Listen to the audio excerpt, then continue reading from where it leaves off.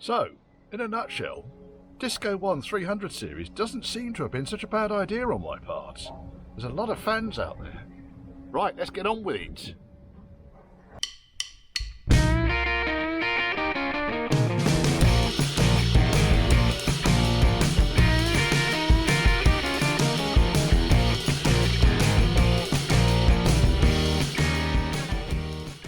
But before we do, and I say it every time, check you subscribed. If you're not, why not? If you want to contact me, Church House Classics, it's all one word, at gmail.com. Be patient though, there's only me. And I do get a lot of emails, but I do get back to every single one of them. Might take me a couple of days. And if you fancy supporting the channel, or just plain buying me a pint, then there's a PayPal me link scrolling down here. Both links are also in the description below the video. Anyway, enjoy it. Getting ready to put this back axle back on. So, end of the last episode, took the back axle off because, just because, I have rebuilt the A-frame up. Has a similar problem with the pivot as I did with the Royal Range Rover, in that one of the bolts has fused in there solid. Now, that did that when I had about 15 tons trying to shift that through there. It's not going to go. I tried drilling it, give up with it. So I've used an earlier style Range Rover Boge joint. I've got so many of these kicking around. It's just the Boge end of it, just can sit there and do nothing. So I have kits. These come from Famous 4. So you get a nice brand spanking new bolt kit. This is the rear A-frame bolt kit. I've also got a bolt kit for the rear, well, basically for front and rear axles. Poly bushes, new shock absorbers. Let's start putting it back together. Now, because the brake lines were in a perilous state, I thought, well, do you know what, I'm just going to replace those. As soon as I touched the brake line that went across to the left-hand rear, brake fluid started pouring out of it. So I thought, do you know what, let's replace those. They could do better. And then I thought, well, while we're here, let's just have a look at the calipers. Now, the first thing that grabbed my attention was that. That is working its way through the disc. So this chunk here is the disc. Obviously you've got the friction material face, and these are quite new discs too. There's a whacking great big groove there. Now, I don't know if you could see that. There's probably about 2 mil deep, that groove. Well, heavens above, what on earth has caused that, I hear you say? Well, I'll tell you what's caused that. Here's the calipers. Oh yes. So I've taken one apart just to see really what the fuck was going on here.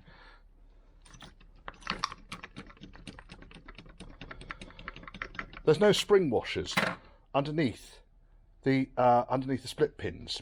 So what's effectively happening? Let's get this over here, and the pads also are very slightly different. So these are Delphi pads that came off. These are Lockheed pads, I think, that I've used in the past. And they've got a bigger area of friction material. Now, that in itself shouldn't really make a difference. So let's get the tripod and do this properly. Right, Mr. Tripod. So, doesn't matter which pad we use. Let's use one of the pads that was supplied. And I will position this up here. I'll put the pad in so it goes in as far as it can go. Okay, now what was happening, because there was a whacking great big gap in between where the split pin goes and where the top of the pad, what's effectively happening is the pad is able to rotate here, and it's been doing that for a while because it's actually worn a groove on the inside of the caliper too. So there's a reason that these spring clips exist, and it's to stop the pads rotating. Because you can see what's happened is the pad's rotated, it's dragging on the disc, it would have made a hell of a din. And you can see here where the tip of the pad has been wearing into the disc. In fact, how much has the pad worn away? Not as much. I mean, you can see that area of pad there is significantly more than this corner here, which has been the friction edge. So we've got a pair of scrap discs, a pair of scrap rear calipers, and a set of scrap pads. Now, the other thing that amused me, because while I was doing all of this, I was taking all this apart, and I was thinking, what the actual frith is going on here? So then I recovered, and this is one of the seized up rear calipers from the Royal car. Okay. So I thought I'd just take the pads out of that, because I know I left the pads in it, and let's see what's going on there. And lo and behold, yeah, James has reported, by the way, that the braking efficiency and the braking stability on his Range Rover is vastly improved, which I would expect so when we get braking on all four wheels. Right, okay, so shopping list is extending, which is somewhat of a nuisance. There's a spoiler there, by the way. Somewhat of a nuisance, but at least I can get the axle back on. So I'm going to put the A-frame on, I'm going to put the drag links, trailing arms, whatever you want to call them, on, and I'm going to locate the axle and the springs back on. New dampers, standard height dampers, Bose. These are back available again, OE Bose. So I'll put those on, see how they go, because normally I use the Monroe dampers. Not had too many problems with them. I thought, oh, Bose is back in the marketplace again. Let's see what they're like. We're not going to know whether they're any good until we review them. And then I also snaffled, because I had an order going in, a whole load of new lights. So all this stuff is available. There are bumper lights, brand spanking new. So they can go on to replace the ones that had tape over the top of them. There's no criticism in the slightest of the previous owner of this car, in the slightest. The car was an off-roader, so it didn't need all this shit. I'm going to use this as my daily driver. And then we've got nice amber front side lights, indicator units. Not side lights, indicator units. So I think they'll look a bit nicer than the Lexus ones that I've got in the front. So yes, so this is going to go back together again. Quite looking forward to getting it back on its wheels again. But as you can see, I'm going to need to get discs and calipers as well. I mean, that's quite worrying, really, isn't it? Because that would have carried on. And eventually, that would have got warm. It would have then fractured. The disc would have then floated. And the hub would have stayed intact. Because, of course, the hub is then held on with the big bearings in the middle here. But the disc would have floated. You'd have lost the braking on the back end. And these discs are relatively new. So it's a rotten shame that the discs were put on, and I believe the fault was caused because the spring clips were not reinstated on the pads, which allowed the pads then to rotate. As I showed you here. Bom, bom, bom, bom.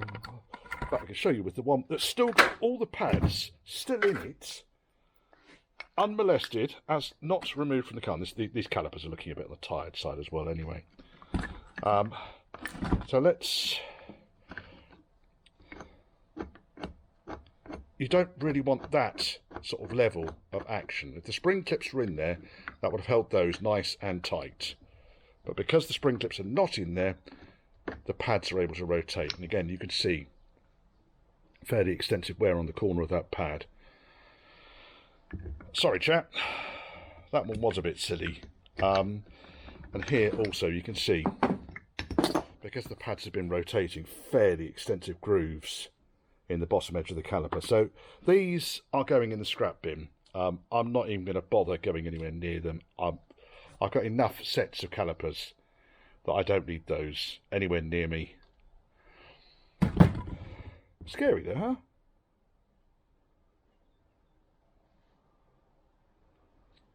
huh? Axle's back on. And supported on the stands. Managed to get it done just before the rain. So axle's in place. Now I've ordered up new discs, calipers and pads. Because both discs really, I'm not happy with that level of wear through the shoulder. And for the cost of the discs, I might as well change the discs even though they're relatively new. I mean, you can see how bad that groove is there. It's not ideal, is it? Never mind, shit happens.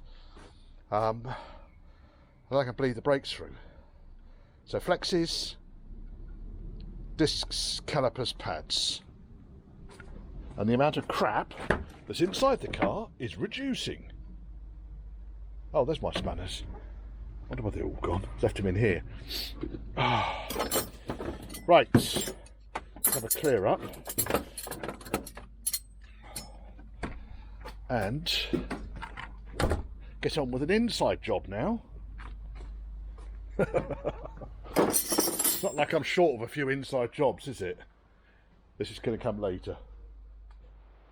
Well, since I popped that axle back on, literally seconds ago in this video, it has done nothing but this for the rest of the day. It's just poured down. I mean, this is quite pleasant now. I could probably work outside in this. While I was on this, you Disco 1 boys, you'll be able to tell me. That's quite smart. Never seen one of those before. Anyone got any ideas?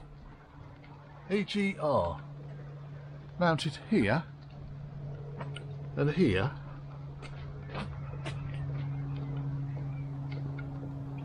Weird, huh? Anyway, going back in because it's raining. Coming up towards summer. It's back on the ground.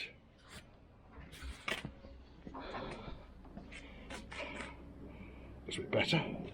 Well, it looks a bit better for my needs.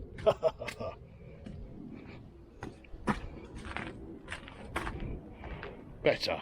Right. Let's turn it round. Because I want to replace the front shocks. Check the front fluid levels. And inch it forwards to an MOT. In fact, what I might do before that is just create one of these brackets here. Looks fairly easy to create.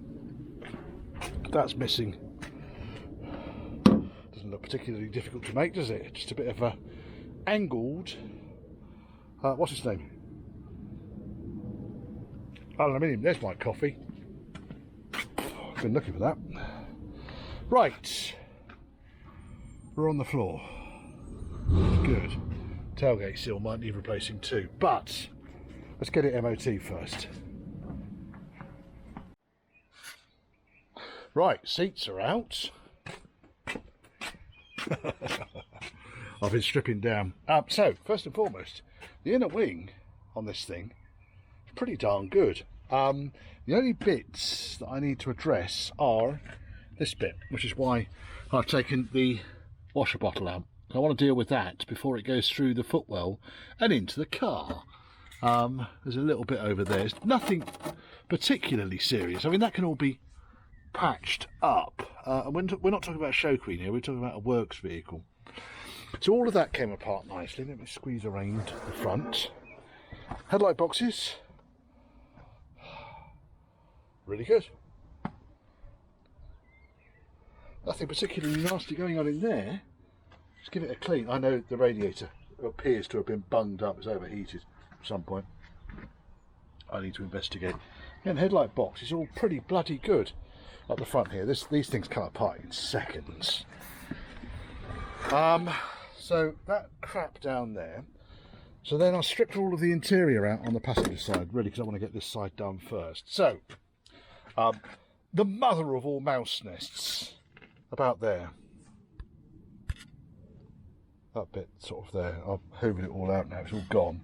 But yes, in fact, you can see down here still, where the mice have been in here and absolutely decimated the trim. So that's happened, and then there's been a mouse run up here, you can see, because it's all fucking rusty from the mouse piss, dirty little bastards. Hole down here, not particularly worried about that. So the end of the sill is this piece here, and the sill runs along this line here. So what I'm probably going to do is replace the sill in its entirety. And when I've got the sill in, then I'll start messing around and making repairs up until the new sill. The old sill is pretty grotty, and the bottom of the B post, well, they all do that, sir. But having given it a little bit of a prod around, yeah, the sill's not really that great, is it? So I'm going to get the brake line out of the way, and then I'm going to, in fact, that brake line up there could be steel. We've put a join in here with copper line, and then there's a steel line over there. I don't quite understand why that. Anyway, it doesn't matter. Take the brackets for the side steps off. They're just going to get in the way. Replace the sill. So I'm going to order those up. And then when I've done this side, I can do the other side. Just get this side done. It's been not a particularly horrible job getting this thing apart. Get up. The only bit that's going to be a bit of a nightmare is dealing with this lot down here. So that's the top of the sill, that's the rear body mount is underneath there. So this area, typically you'd have the rear door of the 4-door Range Rover would be up here somewhere. The C-pillar would be about there. So all of this side panel, where it joins onto the wheel arch, is kind of loose. However, it's not a disaster, I can fix that. The only bit I might not replace as far as the inner sill is concerned is, let's say I might cut the inner sill to here and maybe here and replace everything else. Partly because I can't be arsed, although I might do, because this is where the box section for the Range Rover seat would be. So there'll be spot welds around here that would need drilling out in order. You can see the spot welds for the edge of the floor. That's really not an issue. And then there'll be some more underneath this sound deadening trim here. So sill, quite far, how far I go into the floor, I don't know. Damage over here has occurred because of probably that hole there. And it's pretty soggy all the way down here. So I'll end up putting a piece of steel like that, all the way to the front to back. Chop it out, weld it in, paint it, sound deadening in, carpets in. Passenger side done, and we can move on to the driver's side. It's not a huge amount of work. This thing needs a bloody good valet though. Oh, I wonder if we've just fixed that. Dash glove box light might just be just because that, or that might have been taken off deliberately because it was draining the battery, because the switch wasn't working properly. There's the switch down there. Yeah, there's been a mouse running there. Little fuckers. They like it, I'm afraid. Now, you might recognise the dash because it is very, very, very similar to the Range Rover dash. Soft dash. This is nice, this stuff. Really good quality. I love it. Look at that. I've actually improved this car already.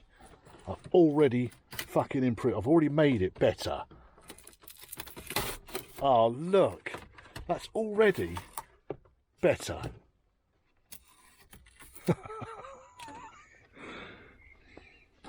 You get these kits on eBay.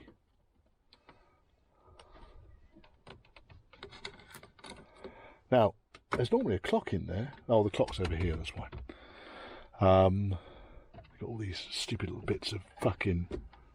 Now, the thing that doesn't work on this, by the way, is the cap holders. Should have a spring in it, and it hasn't, because it's all falling apart. So I need to really probably just get another cup holder, because there should be a spring in here somewhere, or in here somewhere. There we are. That needs to be done. But other than that, heater unit is the same as a Range Rover Soft Dash. Blower unit is the same as a Range Rover Soft Dash. The dash is probably very similar, because that would be where the airbag would go. Centre section is going to be slightly different, but we know how to get that apart now, but I don't need to get it apart.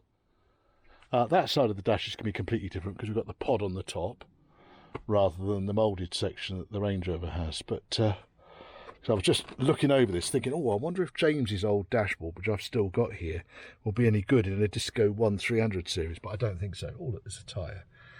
So yeah, I'm not horrified, to be honest. In fact, I'm quite buoyed, because now it's all apart. Now I can see the wood for the trees. I'm not worried. Now, headlining is the other thing I need to sort out in this. So the headlining is going to come out while I'm doing all of this work. And it's not looking actually that difficult, because once all of the side trims come out, the headlining sort of falls down, really. So I might, while it's all apart, do the headlining. What a mess. Anyone want some fake wood? No, I didn't think so. I'm just going to go in the rubbish bag. I've got a rubbish bag. Get in there. Oh, dear. It is looking better. And because it's two-door, I hadn't actually realised how nicely these seats come forwards. I've not had a disc brake before, you see. That obviously wants to make sure it locks down. That all feels a bit wobbly there. I might have to just tighten up those connections. Oh, the other thing I found.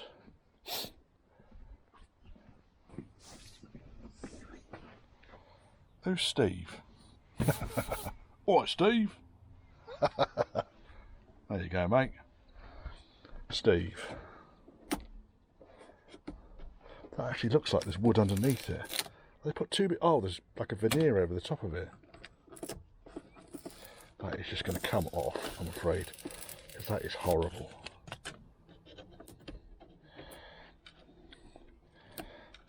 It's like, you know, you got the mother of all projects. You start by putting new wiper blades on it. I know. Oh dear, that I've already improved it. I keep saying it. Someone probably put all this shit on and thought, oh, it's just so improved my car. It's a matter of taste. It really is. I just don't like it. There's so much of it. I'd rather have the basic plastics. It's a utilitarian vehicle. I might have to find another seat though. Our driver's seat's looking fucked in so many ways. Back seat's fucked too. I was just going to put covers over the top of it, stitch it back together, put covers over the top, because the foams are looking all right, and I know these seats, they tend to come apart relatively easily.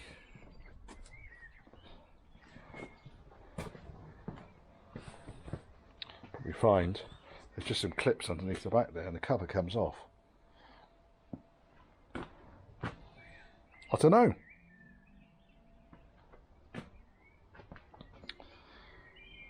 Completely different to Range Rover seats. I don't know how you put a different seat in there without welding the box on the floor, which I'm not interested in doing. Just keep it as it is, especially as it's a two-door, or three-door I should say. Right, that's not been a bad couple of hours. Getting it all stripped out, all of the trim out. Nothing particularly nasty, nothing untoward that I wasn't anticipating I was going to find. There's a few broken fixings, someone's been in here before. There's a few screws, a few rogue connections. Not quite sure what that was all about. That was an interesting one. That's come off the speaker, hasn't it? Where's the speaker? There's the speaker. There we go.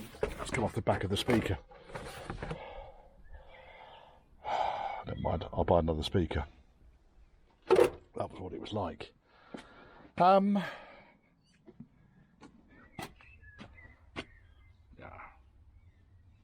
I've seen a lot worse. And the carpet's obviously been wet before because someone's done the trick that Richard at Church House Classics does, where they cut the underlay E-bar all the way along the edge of the transmission tunnel so they can take it out and dry it out, and it's actually in here. There it is,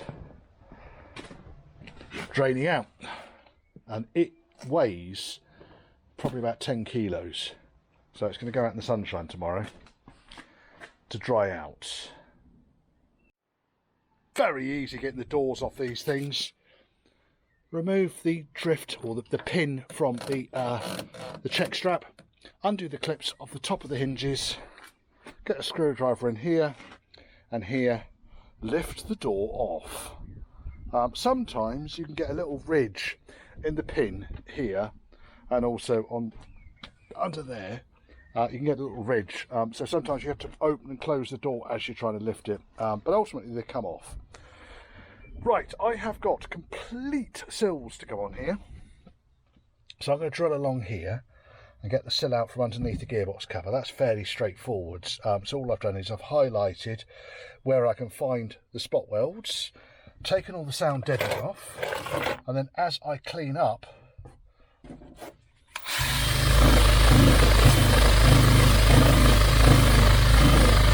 I can then find spot weld, spot weld, spot weld, spot weld.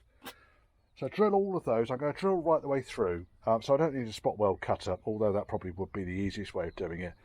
Drill all the way through, and once I've got the gearbox cover separated, then I need to clean this line of seam seal here, most of this area here, so from that line of seam seal there to this line of seam seal here, and probably up to there.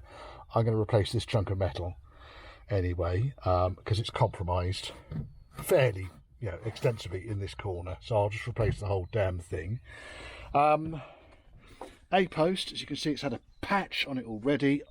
I've got a repair panel. Oh, hello. I'm just going to chop it off completely.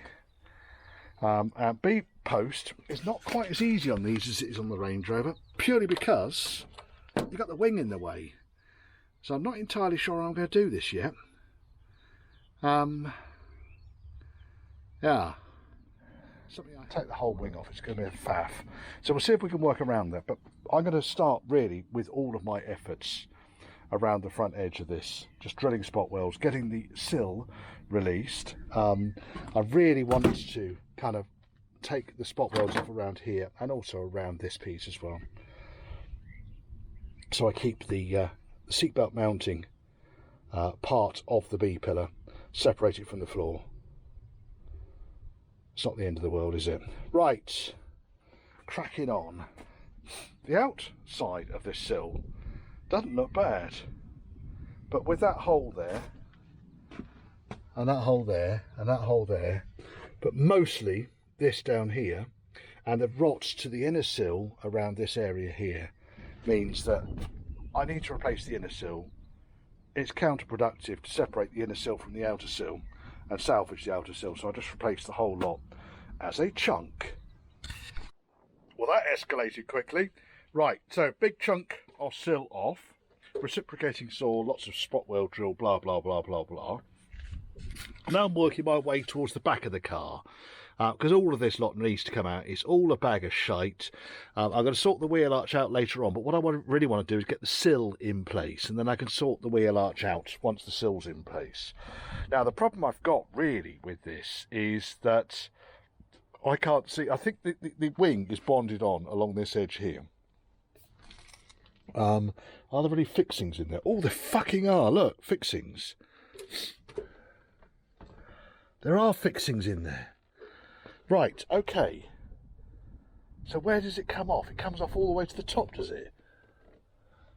I'm not sure I really want to take it off. I'll be honest. I really am not sure that I want to take this back wing off, because there's quite a lot of it. I want to try and work around it if I possibly can. And I'm only looking just because...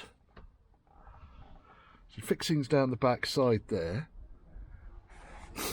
It looks like the rear wing actually comes off with all the glass frames, the lot, and it's actually bonded onto the back of the B pillar. So what I'll do, I think, here is, because I've got the B pillar repair section, I'm going to chop off, carry on chopping off like this line here, and I'm not going to go into the wing section, and I'll see if I can get a knife up here to split this away. If I take the B pillar off in chunks, and the idea really is I want to be able to slide the new sill into place. Here you can see, very much like the Range Rover chassis, we can see the forward edge. That chunk there is for a side step, and there's one at the back as well. But yeah, I think is the answer. If I can get it all off in the next hour, then I can start lining things up. I've kind of run out of time today because I spent all morning fucking around sorting other shit out, and this was going to be my day to do this sill today, and so far it's taken me about 3 hours to get to this stage, including taking door stripping, interior out and so forth. So it's not an insignificant job, but it's certainly achievable, and it's certainly the sort of thing you could probably do yourself. And you see now there's a degree of flexibility here in the B pillar. So I think really on the inside here, the sill will join on to the inner wing along this line here, which is kind of where I'm going to cut it. That there, that's the outer wing. So I don't want to damage the outer wing. Is that the outer wing? Yes, it is, because there's my finger on the outer wing. I wonder if I undid the bolts here, I couldn't pull the wing out a little bit without removing it. Because I can I mean, the car's going to need painting at some point, and I can rebond this back onto here. So the fixings that I found, there's one there, there's one there, and there's one there. So rather than the wing being pop riveted into place like they are in the classics, two-door classics, it looks like it's actually held in place on the inside, and that would appear to be the line to which it captures. So I'm going to do those fixings, talking my way through this project. I want to be able to hang this door again today, because if it does rain tonight, I don't particularly want to trash the dash and all the electrics and everything inside the car. So that's kind of why I've left that there, because that's still got some strength, because it's still got the mounting point on it. So if I hang the door on there, it's going to close on the B pillar, and it will keep the bulk of the weather out of the interior here. But other than that, the sill really came apart from all of these spot welds. I think these are all about 8mm. 8mm, might be 10mm actually. But anyway, it doesn't matter. Found the spot welds, drilled them bigger, and then I was able to get a hammer and a chisel, and then each one of them popped. At the front end here, there doesn't appear to be, there might be a spot weld there. There doesn't appear to be any spot welds up in this area though. Possibly because they couldn't get the spot weld gun up there. I don't know. So what I'm going to do is I'm going to find, there's the end of the lip there. That runs along here. So I'll separate that. I'll cut that weld there. I'll cut that weld there. And then where I've sliced into the gearbox cover, that's an easy enough seam weld once it's all back together again. And then the brake line, as you can see, is there, dangling down. I'll probably end up replacing that. We'll see. Right. Well, that didn't put up much of a struggle. Yeah, it's absolutely horrifically terminally rusty. That is the remains of the bottom of the B pillar there. That lump there. And it's pretty much gone all the way round. That piece there should be up here. I chopped it through. I then chopped it off, and it's all come out. It's all come out in one bloody great big lump. Yes, the bolts, undoing the bolts there allowed the wing to come apart slightly. Didn't really need to pull it apart that much. And on the inside, we've got that now. So what you're looking at there is that's the bottom edge of the outer wing. Not bothered about that. The mounting is still on the chassis.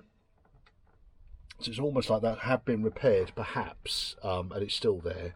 And then we've got the remains of the arch and the footwell, and I'm going to chop all of that shit out there and remake that. I might chop it out before the new sill goes in. Now, the sills came from DDS Metals.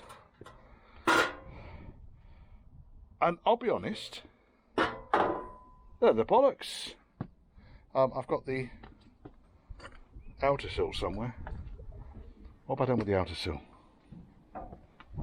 There it is. So there's the outer sill. A thing of beauty. Inner sill here. So what I'm going to do tomorrow now, because I've kind of got towards the end of the day, so I'm going to have a tidy up. And I thought I'd do a quick video on where I've got to. Because the front end here, I am more or less going to chop from here straight the way through the A post to here. Okay? That bit can go. That bottom bit, I might just drill the spot welds there to take this away, because that's the wing mounting point there. And then the remains of the sill at the front end here can come out. Line up the inner sill, line up the outer sill, pop rivet the two together, take them out, weld them together, put them back in again, and then weld them into the car. Then I can make up the lower A post and B post repairs. But that was not as bad as I was thinking it was going to be. I don't know why I thought it was going to be bad. I've done so many of these with Range Rovers, and Range Rovers really is not that much different. Now, Julian sent me over a case of beer, and this is one of them. So they're from the Winkle Beer Company, and these have been outstanding. So Julian, I have thanked you via email.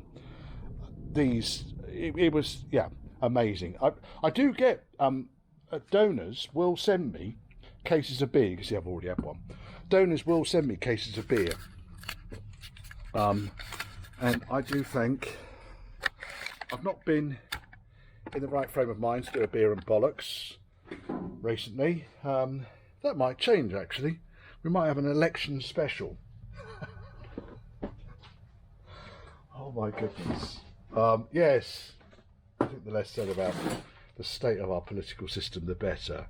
I cut myself. There's a shard of metal. I can't find my bottle opener, so I shall use a pair of pliers. And there we go. Now, what have we got here? This is Sir Philip. Amber in colour. This premium bitter has light malty overtones with the classic pairing of Fuggles and Challenger hops. 4.2%. I'll be walking home. It's only half a mile. And this is from the Winkle Beer Company. And they're based in Cheshire. Right, I'm going to try.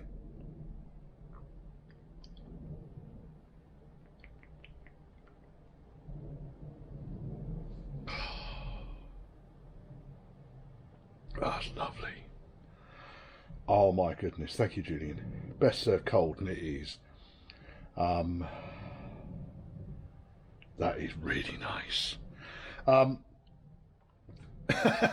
Yeah, I'll do a proper review of the beers in the Beer and Bollocks, but I was just, it gets to this stage in the day. I mean, it's nearly 5 o'clock now on a Saturday afternoon. The sun's shining. I've been working on this discovery all afternoon. Do you know what? I thought I'm going to have a beer.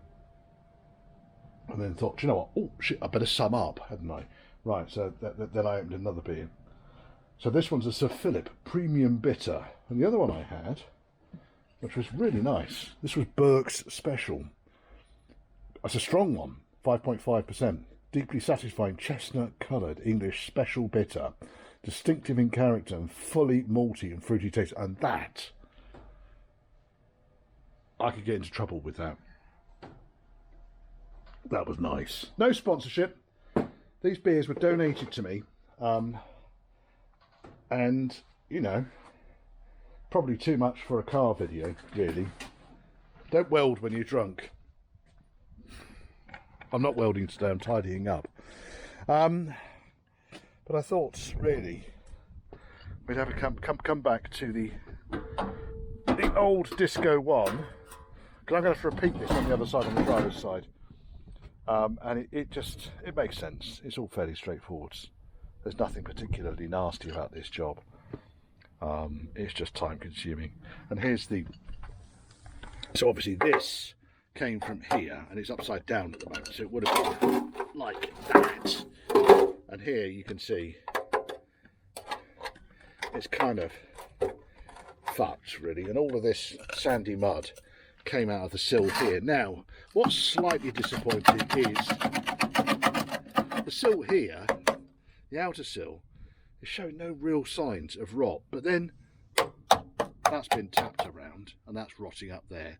And I just think it's a 1994 Land Rover Discovery that was worth less than the shirt on someone's back, and they went off-roading in it. And really, it's been on the beach, I expect. We can do a diagnostic on the mud. It's certainly been wading. Chassis is all in good order. I'm going to give it a damn good pressure wash through. Pardon me. And again, where it hasn't rotted, it's in really, really, really good order. But then that's definitely been at a sill too long. So I'm happy enough with that. I'm protecting the brake line for the time being. It will get ultimately I'm going to replace the brake line, the chassis brake line, front to back. But at the moment I want to keep the car drivable. Yes, I think. So I'm going to enjoy the rest of that beer. I am going to